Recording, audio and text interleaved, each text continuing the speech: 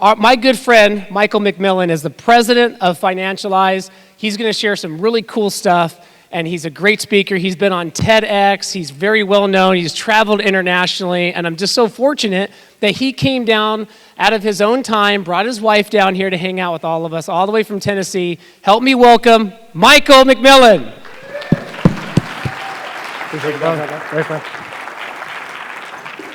How's it going, everybody? We having a great time? Welcome to day 2, right? I'm actually shocked. I was talking to Roy about this earlier, about how many people are actually still in the room. It's always a great thing to see because it means that everyone's hungry for knowledge and succeeding in our businesses. What we're going to talk about today, and before I get into this, let me give you a little backstory on kind of where I come from. So I'm usually a conundrum on most stages I stand on because I'm a second-generation call center guy who actually happens to be a recovering software developer. So you might be asking yourself, like, oh gosh, how did this guy get into insurance? Buy me a cocktail, and I'll tell you the great story. But one of the things that I came up with as I was going and getting my start in my career started at 4 years old. Grew up on the south side of Chicago. My mother just had the last little bit of investment that she had to put into something, and what she did was she started a call center. And her and I broke as sin, basically had to sleep on cots on the floor of our call center to get that thing started and get the thing going. And every day when I'd come home from school, one of the first things that she would have me do is she would have me play this little thing that she liked to call the highlighter game. Highlighter game was pretty simple. I opened a phone book. For anybody who is younger than 40, that is a piece of, like a book that had names and numbers in them that we used to call a lead list. And I make phone calls, and I was helping her try to drum up business in her lead list for the next day. I have done that exact same practice, not in a phone book anymore. I don't even know if they have them. For my entire career. One of the most important lessons I learned when I got started in that was it was not the level of effort that I put into this. It was the quality of effort that I put into it. And more than anything, it was that my words were more powerful than any action I could take. Because guys, words matter more than you think. The words that we use every day have an impact on the people we engage with and the people that we impact. And the words that we speak to ourselves are the core root of how all of this begins. So I'm going to take a few moments today to talk to you guys about how to take action and how to utilize your words to actually see an ROI inside of your business, not today, tomorrow. How to take a struggling relationship, be it with your spouse or your children, and turn it around, not tomorrow, but today. And the simple way of doing this is just by changing a little bit about how we speak to ourselves and how we speak to others. Now, before I get into all this, you might be asking yourself, how is this leads guy talking about changing? Financialize has a North Star. Our North Star is a single phrase that guides every single decision, every action, everything that we do. Our North Star as an organization is that our agents must win for us to win. That is it. We are here simply to ensure each and every one of you win. And that's why we're going to go through this today. So what are the things that we're going to be talking about? Well, it's simple. How many times in a day do we talk about, oh, I'm going to try to get to this. Oh, I'm going to try to mow that lawn, honey. I'm going to try to put away the dishes. No. I'm going to do it. I will do it. Because that is a difference in how our spouse and or our clients will see us. Maybe. What do you think about that? Well, maybe. Especially if you're in the South. I live in Tennessee. I'm from Chicago, but listen, the South is ingrained into this body. My grandfather would always like to tell people, he goes, listen, Michael, our family founded Tennessee, and we ain't having no stinking Yankees in this family, so I'm going to put you in that field, and I'm going to beat this hillbilly into you. So if you hear a lot of y'alls, I'm sorry. It's just ingrained in there. Because I don't hope to know what I'm going to become. I know what I'm going to become. This is the difference that you need to speak to yourself and that we need to speak to our clients. You need to understand that there was a time that our yes was yes and our no was no. And if you do not let your yes be yes and your no be no, what are you doing? No one knows. Because everyone's got still that question in their mind, is he actually saying yes or is he saying no? Words build and break trust in a moment. Let's give you an example here. I think this might work for you. If I'm asking you to do a rollover of $1 million to me from your 401k into a retirement that's going to make sure to try to give you a lifetime income to make sure you don't have to go work at Walmart greeting people, which I just found out they don't even have anymore, and I miss those old guys. Instead, oh, they do. Oh, they're bringing them back. Okay, in Tennessee, they're not there. So instead, I could tell you, this solution addresses your exact needs based upon your goals. Which one's stronger? Which one are you going to believe? If I think it's going to do it, all I'm sitting here thinking as the client is, oh my gosh, this expert doesn't even have a freaking clue. He's guessing on my money. Am I going to book that with you? No. I'm going to go find another guy who actually knows what the hell he's talking about. There's a great saying that we always talk about. The tongue has the power of life and death, and those who eat of it will eat its fruit. What does this mean? Simple, guys. Words are food. Your words are the alphabet soup that you are going to be going and eating each and every day. And so will the people that you're feeding them to. I can't illustrate this better than understanding that negative words are eating poop. Keep that in your mind next time you say something bad about yourself, that I can't make that call. Oh man, this day is too long. I didn't have my coffee, so I'm in a piss poor mood. Your negative words are poop. And I can't illustrate this better than a way I like to do it, which is called the brownie test. All right, guys, show of hands real quick. Who loves them a good batch of fresh, gooey brownies? I know I do. Listen, I didn't get this beautiful body on protein shakes and nice little things. That's Garrett. Garrett can eat healthy all he wants. I want me some brownies.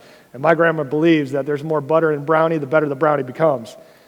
Now, if I make you a batch of brownies and I do it all right, good in Southern style, and it's gooey and wonderful and got caramel on the top and butterscotch maybe even poured on the middle, it sounds amazing, right? But if you change 1%, just one ingredient in that, how bad do you think that batch of brownies is going to get? And especially when I tell you that one ingredient is manure. You want those same brownies? No, you don't want those brownies. God, no. That sounds like my worst nightmare in coming to life. Because 1% ruins everything. How many times have we heard it? My son's in the Navy. Great guy, Corpsman. I'm so proud. One of the kids I'm most proud of. He's serving our country with pride. I get pride in my heart just even talking about him. And I'll never forget one day we were having a conversation. I have a very fundamental rule, and God help me if there's law enforcement here, but when he came back from boot, I told him, I said, listen, if you can die for our country, you can have a cigar with me and a bourbon in the back. Let's go. That's our therapy sessions, just so y'all know. And he explained to me, he goes, man, he's like, you know what? Those boys swear like sailors. And he goes, now I understand where that saying actually came from. And then we went to A school. He went to Corpsman F&F in Pendleton, and he came back, and I started noticing a little bit of change in his own language. And he goes, you know what, I'm trying to get better. I said, trying.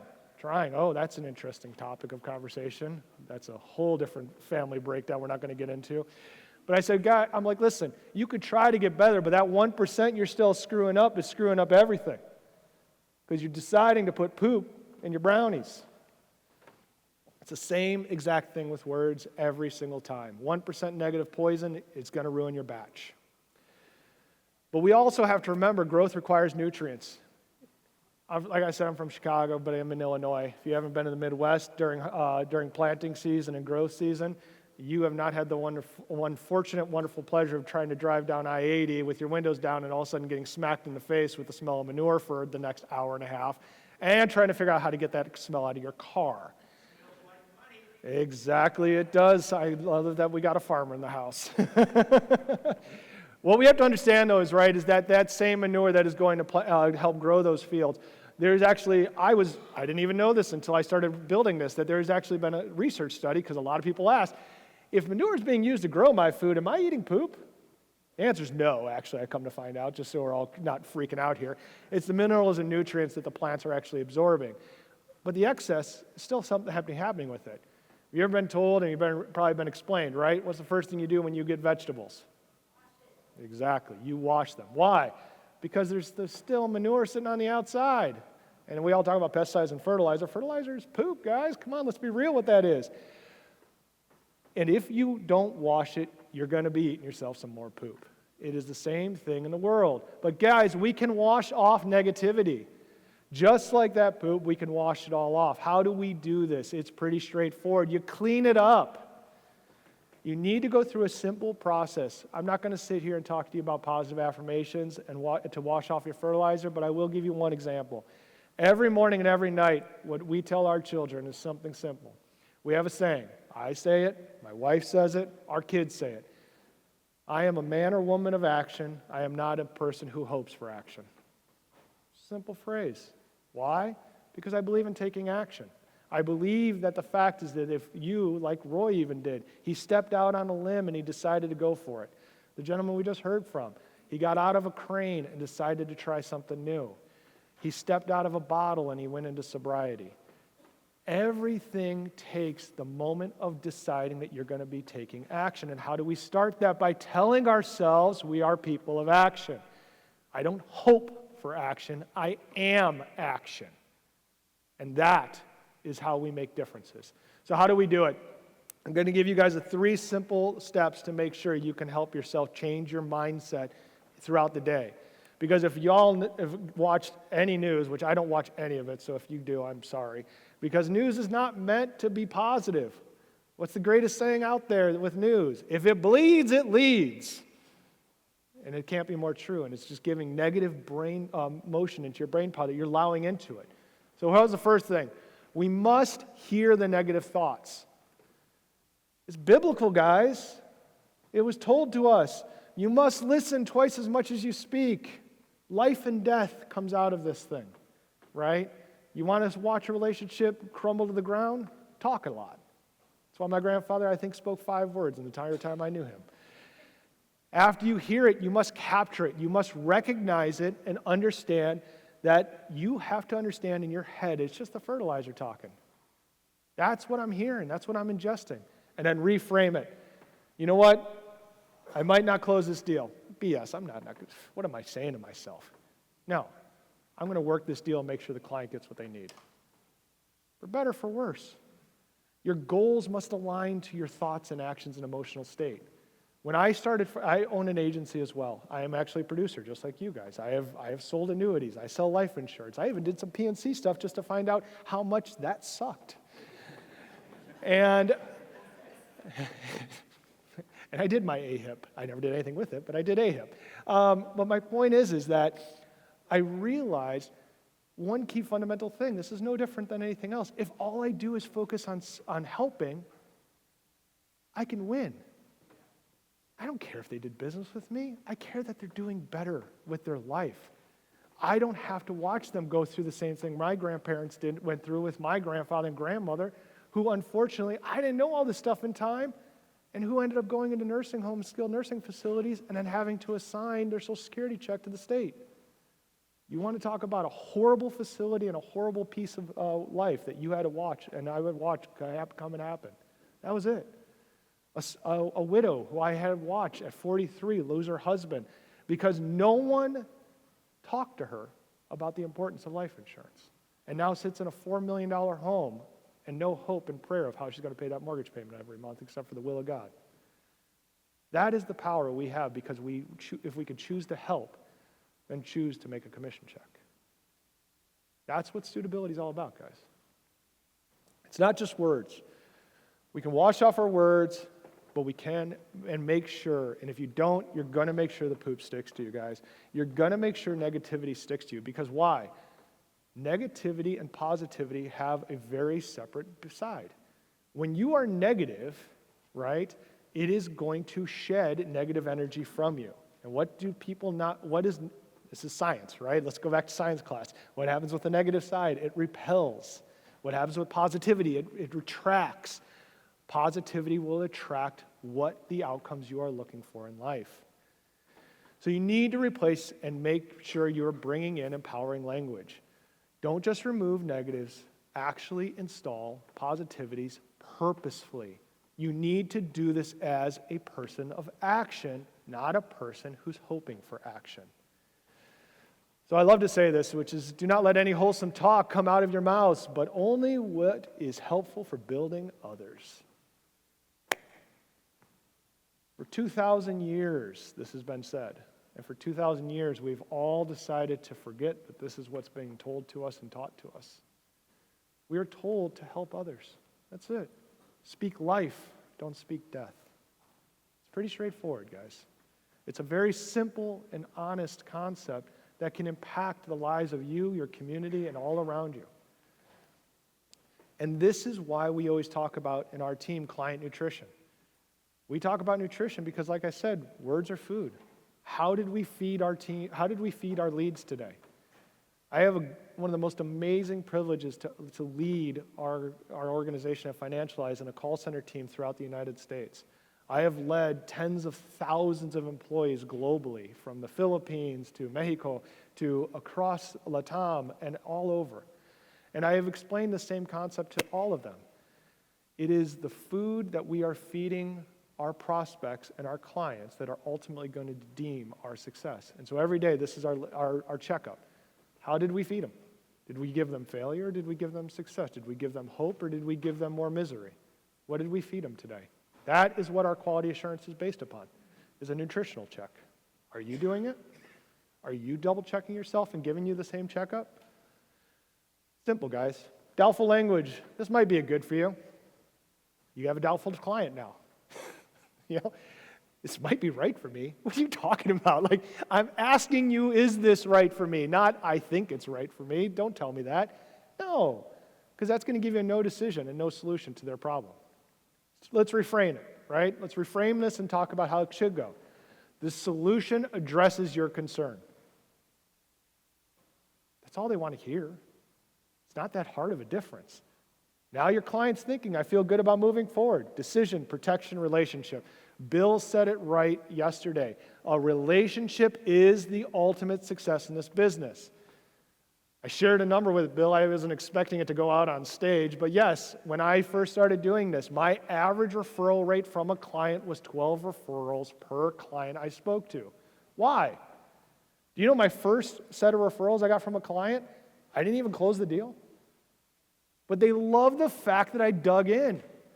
I went above and beyond. They were a teacher. And if any of you guys work the teacher's market, I feel for you. We can all go to therapy together. It's oh my gosh, yeah. But my point is that I helped her and I gave her strategies and things that she didn't even think about. The poor lady was 68 years old. She should have been retired. And I'm having to sit here going through her CalSTRS account because she's in California and explaining to her that, ma'am, if you don't work until 74 years old, you got no shot. And God help you if you've already started on your Social Security. And I'm sorry, did I forget to tell you too, because you're on a pension, you're going to lose the vast majority of your Social Security because of the Social Security Reduction Act. I didn't want to be like, I heard the other speaker said, he goes, everyone's talking about Social Security, so I had to be like everybody else here, so bear with me. But my point is, guys, I paid attention to her success. And ultimately, I just let her just simply say, I'm like, ma'am, you just need to move to Tennessee and get out of that great state of California. But just saying. Positive words lead to what clients are going to remember. Strong relationship, higher close rates, more referrals, greater client satisfactions. It's pretty straightforward, guys. So what do your clients remember? I love this. This is actually one of my favorite statistics. This has actually been backed. I was actually got to be an honor to be on stage in Paris a long time ago with a professor who shared this from me, and I totally stole this from him. But it's 85% of what clients remember is how you made them feel. 10% is what you know. 5% is product. Yet how does all of our training go? What do we do in training? We talk product. We do bottom up. Really? The carrier information was phenomenal. I was lucky if I brought back 1%. And now I need to go back and listen to recordings because that's why I recorded it all. But how I made them feel. How did Tom Hegna make you guys feel? Yeah, awesome, right? Yeah. And if you didn't, he's going to get back up on the stage and yell at you again, so be careful, right? I mean, the point is how we are made to feel helps us retain the information in which we're going, and the words that are spoken are going to help contextualize it all together. Your words are going to shape your client experience more than the product. Your client will always remember the experience that they had with you, even more so than even the results that you had that they got out of it. No more of this can be better actually contextualized than with I always mention Salesforce here. Salesforce has produced probably one of the worst CRMs ever in the market, but everyone buys it, and everyone spends millions of dollars on it. And Mark Benioff loves to spin it to the fact that, but if you keep spending on it, it's going to get better. And he's a great presenter. I've had a great honor to be at Cloudforce a few times to present with him and do that exact sketch, which I always get a dirty look for. But it's true. The product can be mediocre, but if the actual guidance is great and the actual solution from the person is caring enough, they will continue to proceed with you. So simple things, guys, things to think through. I'm going to try to call you back.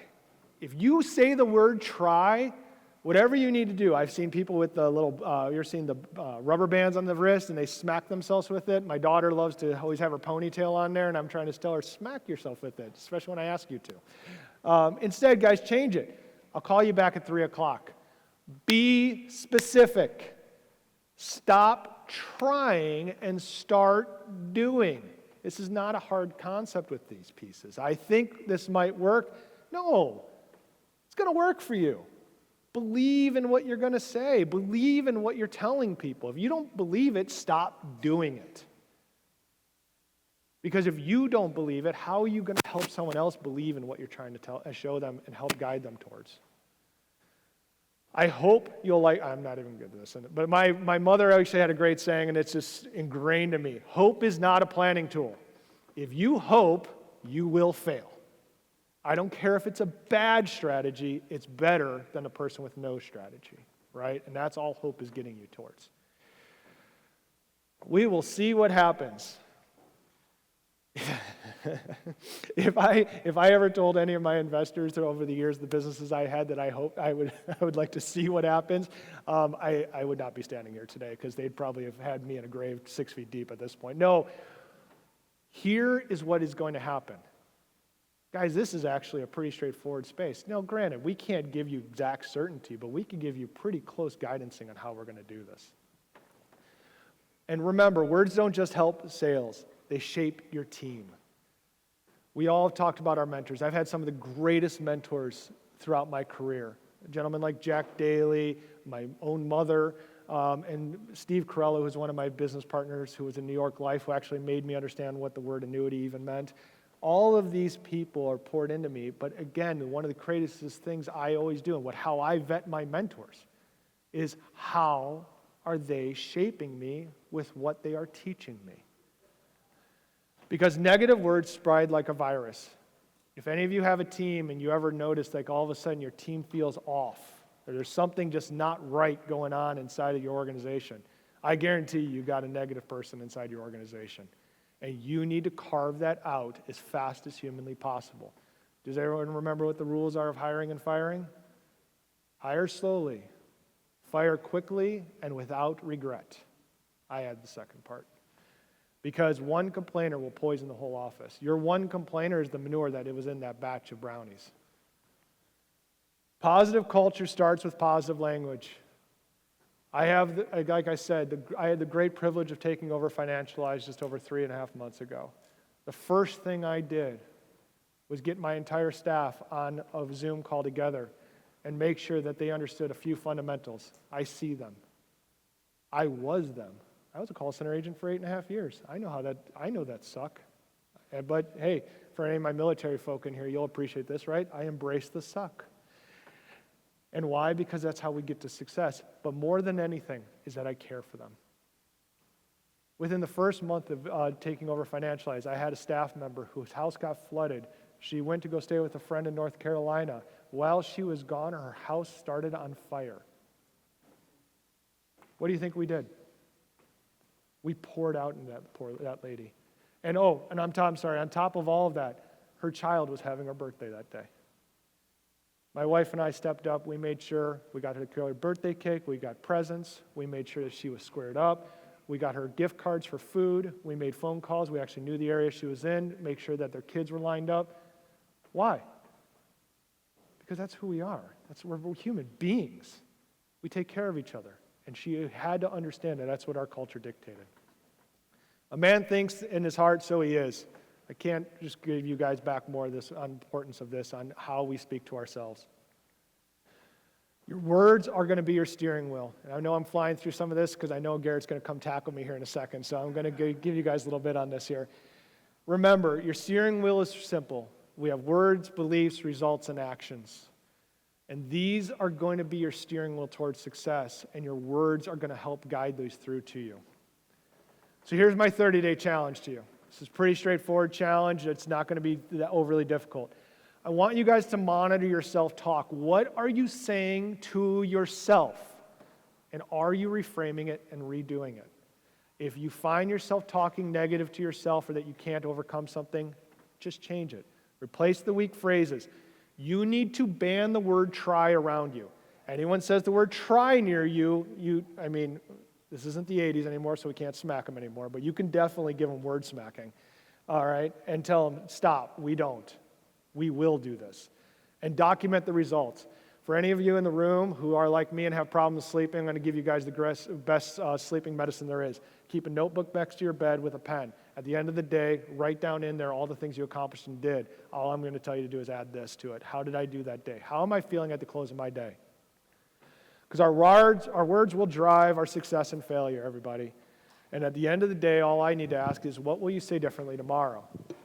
And I'm going to summarize with this, and you guys may not have noticed this, and I actually need to call this out because it's pretty important. I'm going to go back. Well, actually, it's not even showing on here now, so I'm sorry. Throughout these slides, there was actually a message on here. And this is important, guys, because as I'm talking words, we're all in business, and we're all always looking for opportunities. Throughout these slides, there was a message in the background, a little shadowed out, but it was there. And it all told you guys, if you notice, I came down here, and I dropped an envelope before I started. An opportunity. Any one of y'all could have just stepped up here, seen those words and came up, and in this, and just, finding an ATM in this place is no easy, I had $100 cash for y'all. And all you had to do was walk up here and get it. Opportunities are in front of us at all times. The difference are those people who are willing to take action. Hey, man, I appreciate you running up here, man, but you lost your shot now. Because guess what? Just like you could have bought that lead to make your goal and gotten on a trip, or you could have actually taken an action and came here and got $100 cash in your pocket right now. If you do not pay attention to the small details, you will not succeed. Opportunity is everywhere, but it's only available to those who will actually take it and take action and not hope for action. Thank you guys very much. I appreciate y'all. Awesome, buddy. Thank you. Great, thank you.